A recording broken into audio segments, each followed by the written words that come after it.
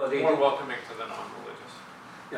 Polytheistic faiths actually studied in 6th grade, and then there was the idea of having a trip. It never happened because of the concentration of got to be able to do a trip in one day, and so to be able to go to different major temples and different places in one day is very difficult. What's beautiful in Oakland is in Oakland you can go do 3 major centers right next to each other in half a day, and then they go to the cemetery in the afternoon and really do a deep reflection on symbolism. But that's built into the curriculum, so it's a great question. We should. But you could bring pagans here to do something on one of your hilltops. You're absolutely right. Absolutely right. Thank you for being here. Thank you. Thanks a lot. All right, so I always like to throw little things, change things up a little bit. There's a question that all of you posed, and unbeknownst to all of you, I had a plan in mind, which was, it's one interesting, empathy requires you to know, right, the other person a little bit. And these religious leaders have been speaking to us, and they don't really know very much about you, right? And the question that you asked, and I put at the end, and they'll answer it too, and I'll answer it too. But the question is, what do you fear? Okay. What is it that you fear? And I'm not going to make everyone answer. I'm going to ask those of you who are comfortable to answer because they've had opportunity to prepare. What do you fear?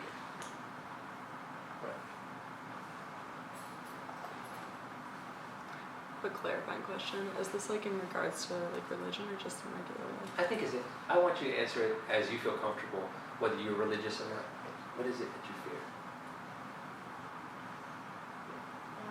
I think what I fear is that God has given me a lot of things wise and we live and like education wise as well. I fear like in the future, like God forbid, something's gonna like happen and I won't get punished to say, but like something bad is going to happen. That's something that I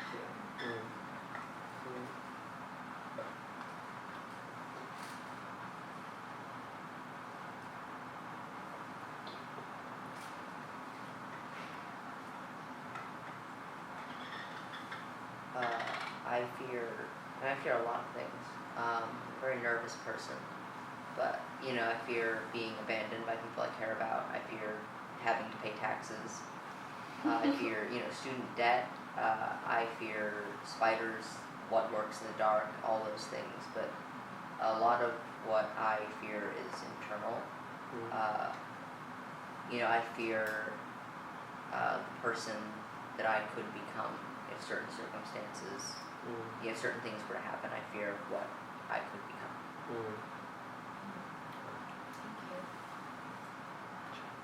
you. I consider myself a really religious person, and I'm not too proud of this, but I fear death, and I know that it's not something I really should be afraid of because I know that God has a plan. I know that I know that God will guide me through His light, but it is still scary to think about that everything could be taken so fast, but it's gonna be okay. I fear the unknown. I fear like what I can't see and what I can't predict. And I fear like things that I don't have control over. And like I'm a very anxious person, and so the idea of not knowing exactly what is set for me and not knowing exactly what's going to happen in the future is a terrifying idea for me because I'm afraid of being more anxious than I've been in the past.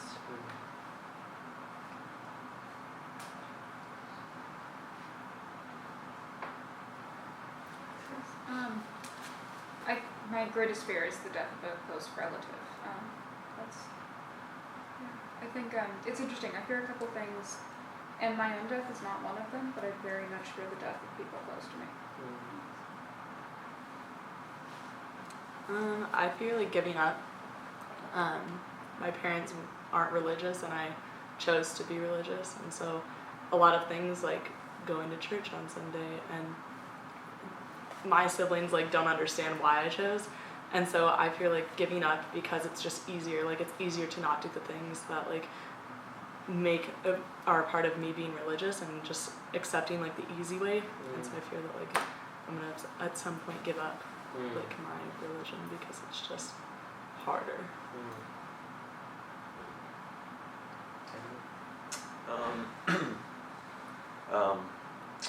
One thing that has happened to me in past parts of my life has been sort of feeling some sort of disconnect within myself and with how I'm feeling and things like that. And it was interesting that for me, faith and doing that kind of internal deep dive through things like my faith and through things like meditation was really what allowed me to kind of come back and to be present.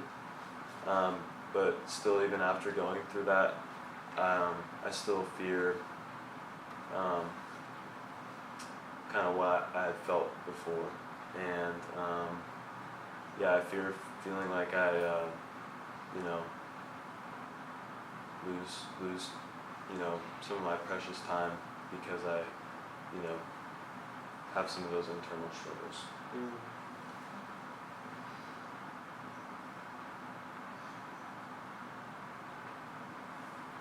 I said I'd go as well. Some of you may resonate with this. I fear I'm never going to be good enough dad, good enough husband, good enough teacher, good enough, so on and so forth. And I feel like time is my enemy in that equation. And so my mind's always circling around that, and it causes me a lot of stress. I think I fear with all of the good that I try to give people and to, just give the world, that I won't be able to receive that back. And that's not that I'm ever going to stop giving good, because I believe in karma and I believe in good. But I fear that with every little bad thing that happens in my life, that the good that I'm giving isn't enough. And I fear what value does my good have?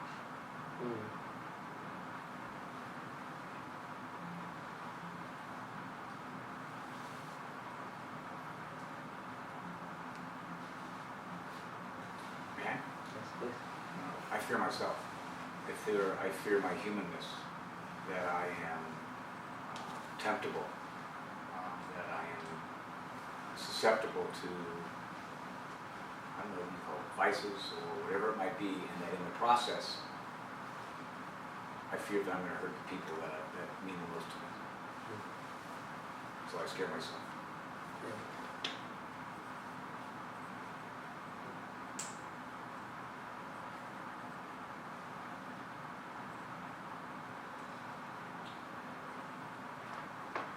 Question was last on our list that I sent you, but I want to transition to that one, and then go and kind of end with a greater sense of hope when we talk about what's rewarding and what are ways in which we can learn more. Right? So I'm going to pose that question about fear. Rabbi, I was hoping you could start us off and go back again this way. What is it that you fear in the context of who you are? First, I just want to say thank you for everything that you shared, for that honesty, and that we are not a regular part of your community, and so for you to share that with us was very moving. So thank you all for that.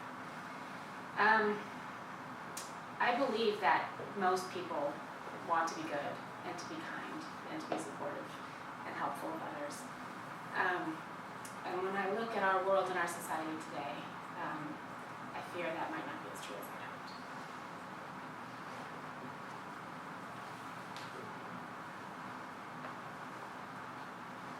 I fear climate chaos.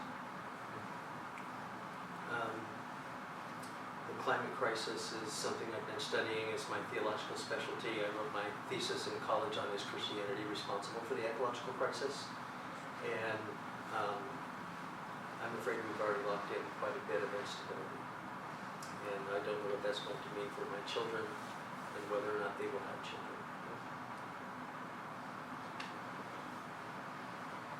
I fear sometimes that we are all going to give up because we are so tired, so much that's wrong around us.